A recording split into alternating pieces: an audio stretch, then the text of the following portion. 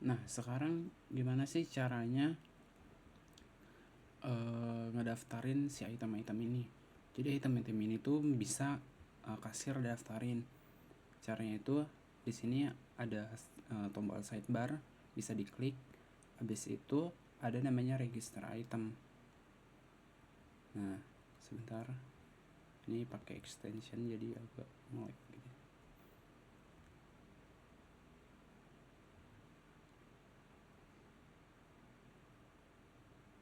Nah, untuk di register item ini tuh akan ada 4 action: create, read, update, sama delete.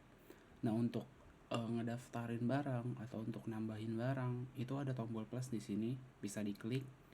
Habis itu misal kita bikin yang namanya akan ada nama baru, misalnya nasi goreng kambing misal.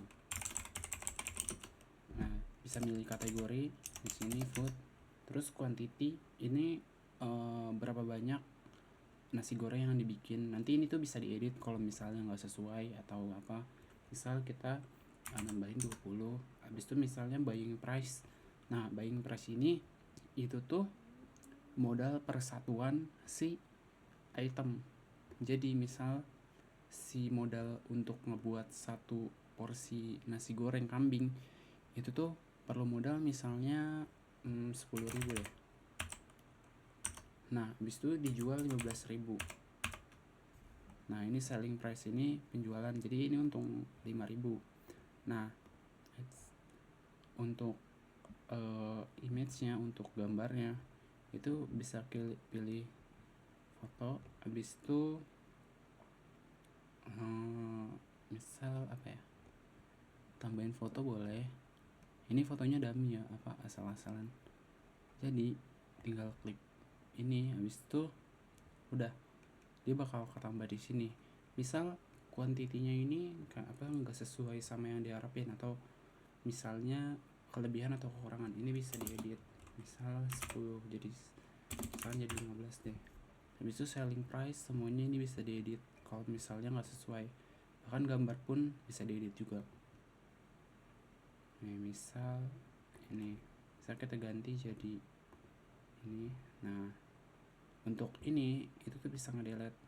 Misalkan udah selesai nih, anak boga udah selesai buat nambah, udah selesai nih menunya, itu bisa di delete. Habis itu udah tinggal oke. Udah cuman gitu aja kalau buat ngeregister item.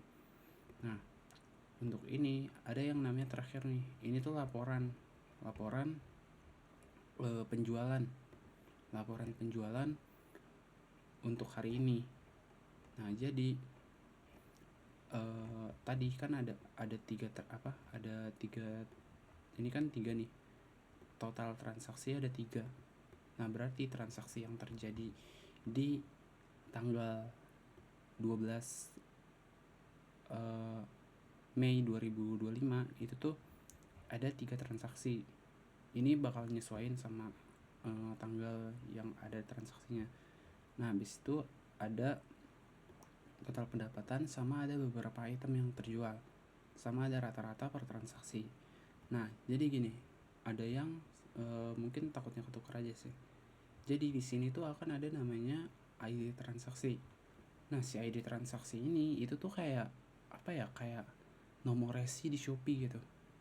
Nah, di sini ada ini bisa digeser. Nah, di sini tuh di laporan penjualan ini ada namanya transaksi kayak gini. Ada namanya ID transaksi. Jadi si ID transaksi ini itu tuh kayak dia tuh bisa nampung beberapa total item. Dia beda sama item code yang ada di sini nih. Dia beda sama kode item yang ada di sini. Kode item itu persatuan, tapi kalau misalnya ID transaksi itu tuh bisa yang namanya dia tuh kayak apa sih, mencangkup beberapa item kayak gini. Nah, ini bisa ada 2 item di sini. Berarti di transaksi ini, di transaksi di sini itu terdapat 2 item yang dibeli.